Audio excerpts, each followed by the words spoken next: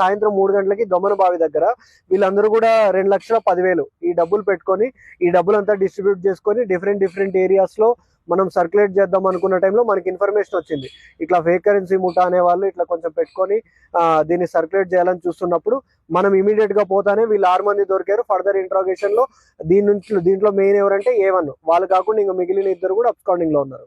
So వీళ్ళు 2,10,000 వీళ్ళని మనం పట్టుకున్నప్పుడు మనం సీజ్ చేసింది ఏంటంటే వీళ్ళ దగ్గర ఉన్న 2,10,000 ఫేక్ నోట్స్, ఇది కాకోకుండా వీళ్ళ దగ్గర ఉన్న 6 మొబైల్స్ కూడా మనం సీజ్ చేయడం జరిగింది అనమాట.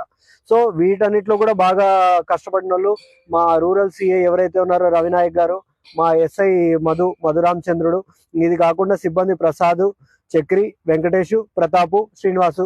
సో వీళ్ళందరూ కూడా దీంట్లో బాగా కష్టపడినందుకు నేను ప్రత్యేకంగా అభినందిస్తున్నాను. అండ్ వీళ్ళకి రివార్డ్స్ కూడా ప్రపోజ్ చేయడం జరుగుతుంది. అండ్ మిగిలిన అక్యూజ్డ్ ను కూడా త్వరలో పట్టుకుంటాం. ఇంకా లింక్స్ ఎక్కడ ఉన్నాయనేది కూడా మేము త్వరలో ఛేదించడం జరుగుతుంది. Thank you.